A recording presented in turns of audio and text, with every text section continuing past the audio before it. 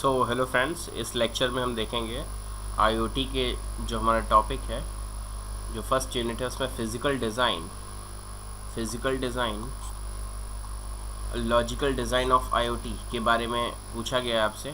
तो उसमें हम टॉपिक पढ़ लेते हैं कि क्या है physical and logical design of IoT. तो physical design of IoT systems refers to IoT devices and IoT protocols. ठीक है, फिज़िकल डिज़ाइन क्या रेफ़र करता है, हमारे आईओटी डिवाइसेस कैसे कनेक्ट होंगे और उनके प्रोटोकॉल्स क्या होंगे। Things are node devices which have unique identities and can perform remote sensing, actuating, monitoring capabilities। ठीक है ना, जो थिंग्स होती हैं वो क्या होती हैं, वो नोड डिवाइसेस होती हैं। जैसे कि हमारा नोड एमसीयू होता है जो ESP8266 माइक्रो कंट्रोलर पे है, तो वो क्या है, वो नोड डिवाइसेस होती हैं। ठीक है, विच हैव यूनिक आइडेंटिटीज़, उनके एक अलग अलग मैक एड्रेस होते हैं। And can perform remote sensing. Remote sensing का मतलब है कि दूर कहीं पर एग्रीकल्चर साइट पे लगा दिया गया तो वहाँ की जो जो पैरामीटर्स हैं उनको सेंस करेगा ये नोड। ठीक है, एक्चुएटिंग, या फिर वहाँ पे एक्चुएट कर देगा, जैसे मोटर पंप को ऑन कर देगा। एंड मॉनिटरिंग कैपेबिलिटीज़, और वहाँ की ह्यूमिडिटी और सॉइल मॉइस्चर को मॉनिटर करेगा। ऐसा ही होता है हमारा नोड डिवाइसेस या थिंग्स। ठीक है, अगला पॉइंट आ जाता है communication established between things and cloud based servers over the internet by various IoT protocols. जो भी कम्युनिकेशन इस्टेब्लिश होता है थिंग्स जो हमारे नोड हैं और क्लाउड बेस्ड सर्वर्स के बीच में, वो कई प्रोटोकॉल से निर्धारित होते हैं। ठीक है, logical designs of an IoT system refers to an abstract representation of the entities and processes without going into the low level specification of the implementation. और लॉजिकल डिज़ाइन क्या होता है, ये एब्स्ट्रैक्ट रिप्रेजेंटेशन होता है। मतलब एक एब्स्ट्रैक्ट डिसाइड कर देते हैं, जैसे कि इस लेवल के बाद ये आएगा, इस लेवल के बाद यहाँ पे प्रोसेस फ्लो होगा, इस लेवल के बाद डाटा यहाँ पे जाएगा। तो एक एब्स्ट्रैक्ट रिप्रेजेंटेशन होता है एंटिटीज़ का, जो भी चीज़ें कनेक्ट हो रही होती हैं, और प्रोसेसेस का। इसमें लो लेवल स्पेसिफिकेशन में नहीं जाते हैं कि कितना वोल्टेज जा रहा है या कौन सी वेव्स, कौन सा मॉड्यूलेशन है जिससे डाटा जा रहा है।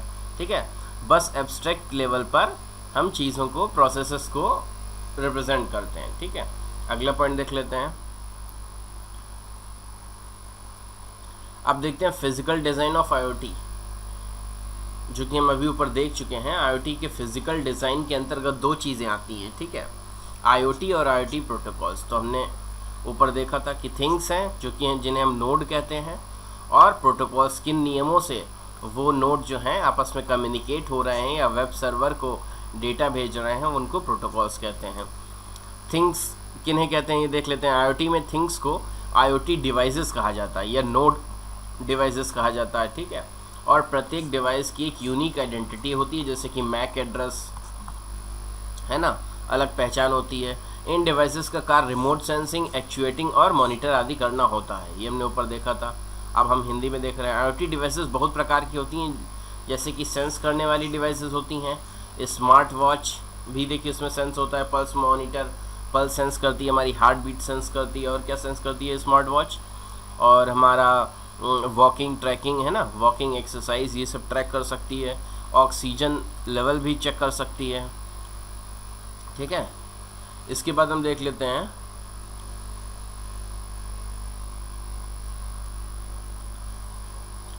ऑटोमोबाइल्स या इंडस्ट्रियल मशीन्स में ये सभी उपयोग में आते हैं। ठीक है, ये डिवाइसेस डेटा को जनरेट करती हैं ना, डेटा को, जो नोड डिवाइसेस होती हैं वो डेटा को जनरेट करती हैं। उसके बाद डेटा को डेटा एनालिटिक्स सिस्टम के द्वारा उपयोगी इंफॉर्मेशन में बदल दिया जाता है। पहले तो वो एनालॉग सेंस करती हैं, फिर उसे डिजिटल में कन्वर्ट करके उसको उपयोगी इंफॉर्मेशन में बदल देती हैं कि आपकी कितनी हार्ट बीट है ना। फिर उसको डेटा सर्वर पे सेव कर दिया जाता है। उदाहरण के लिए टेम्परेचर को मापने के लिए मापने वाली डिवाइस एक आईओटी डिवाइस है। यह मौसम और जगह के आधार पर तापमान को मापती है। आईओटी डिवाइसेस निम्नलिखित कार्य कर सकती हैं। क्या, या दूसरी कनेक्ट हुई डिवाइसेस के साथ डेटा को ट्रांसफ़र कर सकती हैं। ठीक है, या दूसरी डिवाइसेस से डेटा को कलेक्ट करता है और डेटा को लोकली प्रोसेस करता है। मतलब डिवाइस में ही वो डेटा एनालॉग, जैसे ये आपका यहाँ पे आर्डिनो बोर्ड है अगर, तो यहीं पे आपका एनालॉग सेंसर के थ्रू एनालॉग वैल्यू को मेज़र कर रहा होगा। यहीं पे ADC लगा होगा, मतलब एनालॉग टू डिजिटल कन्वर्टर। वो डिजिटल में कन्वर्ट करके यहाँ पे माइक्रो कंट्रोलर में इसको प्रोसेस करके आपको आउटपुट में डिस्प्ले में बताएगा कि कितना आपका टेम्परेचर है रूम का। इस तरीके से ये डेटा को प्रोसेस करने के लिए सेंट्रलाइज सर्वर्स, अच्छा बाकी क्या कर सकते हैं कि या डायरेक्ट ये डेटा सर्वर को देख के सेंट्रलाइज सर्वर में सेव कर सकते हैं, क्लाउड पर आधारित एप्लीकेशन को भी सेंड कर सकता है। ठीक है, नीचे चित्र में IoT डिवाइसेस का एक ब्लॉक डायग्राम है, तो इस ब्लॉक डायग्राम को देख लीजिए। सबसे पहले क्या होता है, कनेक्टिविटी हम देखते हैं कि कैसी कनेक्टिविटी है। USB होस्ट द्वारा हो सकता है या ईथरनेट द्वारा, RJ45 वायर द्वारा कनेक्टिविटी मिल सकती है IoT डिवाइसेस को। प्रोसेसर यहाँ पे CPU होता है, जैसे कि माइक्रो कंट्रोलर ले सकते हैं ना, या कोई भी प्रोसेसर ले सकते हैं जो डेटा को प्रोसेस करे। ऑडियो वीडियो इंटरफेसेस में हम क्या यूज़ कर सकते हैं, HDMI high definition media interface use कर सकते हैं। 3.mm का ऑडियो जैक जो होता है इसके थ्रू ऑडियो सुन सकते हैं। RCA वीडियो होते हैं। फिर input output interfaces for sensors और एक्चुएटर्स, जो सेंसर हैं और जो मोटर वगैरह हैं उनको कैसे हम कनेक्ट कर सकते हैं, तो उसके लिए UART यूनिवर्सल एसिंक्रोनस और रिसीवर ट्रांसमिशन होता है, जो SPI सीरियल प्रोटोकॉल इंटरफेस होता है, I2C होता है, और CAN controller area network. In protocols के थ्रू हम सेंसर्स को अटैच करते हैं। स्टोरेज इंटरफेस क्या क्या हो सकते हैं, हमारे पास SD कार्ड हो सकता है, MMC हो सकता है, SDIO हो सकता है। ग्राफिक्स में हम GPU को यूज़ करते हैं। और मेमोरी इंटरफेस यहाँ पे NAND NOR या DDR1 DDR2, जैसा कि आप जानते हैं अलग अलग जनरेशन की रैम्स हैं, इनमें डेटा सेव होता है। ठीक है, अगला पॉइंट देख लेते हैं। एक IoT डिवाइस में दूसरे डिवाइस से कनेक्ट करने के लिए बहुत सारे इंटरफेसेस होते हैं। इसमें वायर्ड और वायरलेस दोनों प्रकार के इंटरफेस होते हैं। ठीक है, सेंसर के लिए input output interface, internet connectivity के लिए इंटरफेस अलग होता है, और मेमोरी और स्टोरेज के लिए अलग इंटरफेस होता है। ऑडियो वीडियो इंटरफेसेस अलग हो सकते हैं, है ना। इन सभी के लिए अलग अलग इंटरफेस होता है कंट्रोलर को।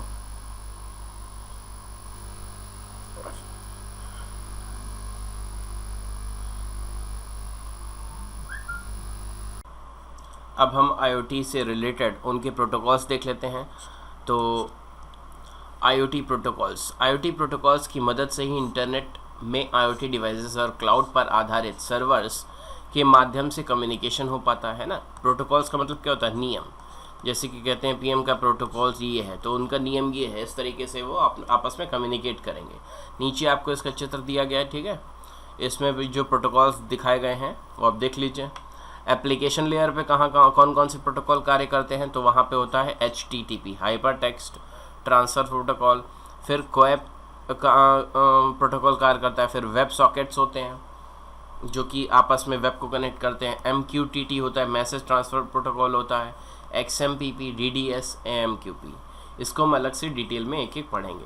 फिर उसके बाद ट्रांसपोर्ट लेयर पे TCP और UDP प्रोटोकॉल होते हैं। नेटवर्क लेयर पे आपके IPv4, IPv6 और 6 लो WPAN होता है। ठीक है, ये लो पावर को कंज्यूम करके पर्सनल एरिया नेटवर्क क्रिएट करता है नेटवर्क लेयर पर। ठीक है, लिंक लेयर पर आपके प्रोटोकॉल होते हैं 802.3 ईथरनेट स्टैंडर्ड होता है, 802.16 WiMAX स्टैंडर्ड के लिए होता है, और 2G 3G LTE cellular communication model हो सकते हैं लिंक लेयर पे। वाईफाई हो सकता है 802.11, 802.15.4।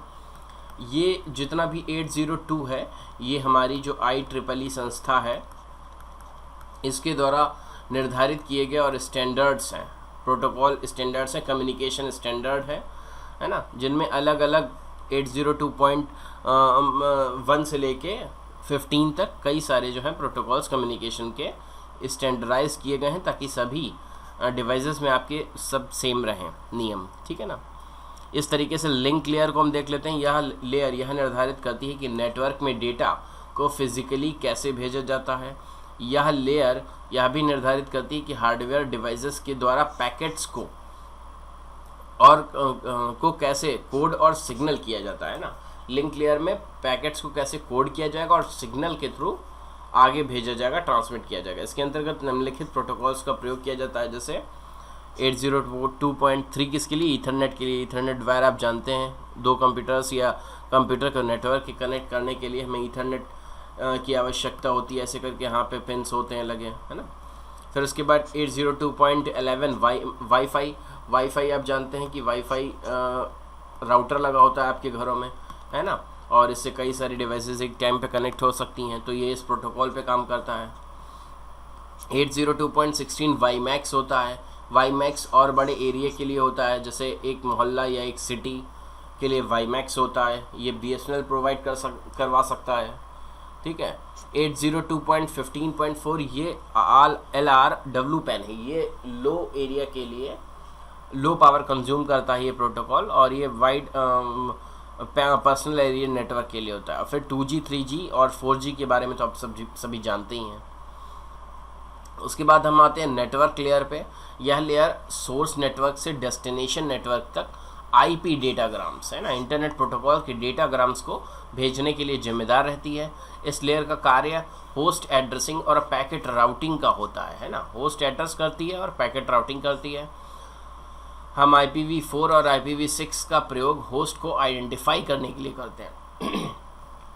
इस प्रोटोकॉल में इसमें प्रयोग किए जाने वाले कौन कौन से प्रोटोकॉल हैं? IPv4 है, 6 है और 6 लो WPAN है। तो ये नेटवर्क लेयर पर ये 3 प्रोटोकॉल इस तरीके से काम करते हैं। ट्रांसपोर्ट लेयर पर क्या कार्य होता है? यह लेयर ये बहुत ही इम्पॉर्टेंट है, जिसमें पूछा जा सकता है कि ट्रांसपोर्ट लेयर पर क्या क्या कार्य होता है, इसका चर्चा कीजिए, संक्षिप्त में बताइए। तो इस लेयर का कार्य error control, segmentation, flow control, conjunction control होता है। इस लेयर के अंदर निम्नलिखित प्रोटोकॉल शामिल रहते हैं, जैसे TCP, UDP, है ना। अब एप्लीकेशन लेयर देख लेते हैं। तो यह लेयर यूज़र को कम्युनिकेशन उपलब्ध कराती है, जैसे कि वेब ब्राउज़र, ईमेल तथा अन्य एप्लीकेशंस के द्वारा। तो एप्लीकेशन लेयर आप जानते ही हैं कि जैसे वेब ब्राउज़र खोल रहा है या ईमेल आप जाके साइट पे खोल रहे हैं, तो ये एक एप्लीकेशन लेयर है ना। इस लेयर में प्रोटोकॉल्स जो कार्य करते हैं उनको देख लेते हैं। तो HTTPS है, कोएप है, वेब सॉकेट है, MQTT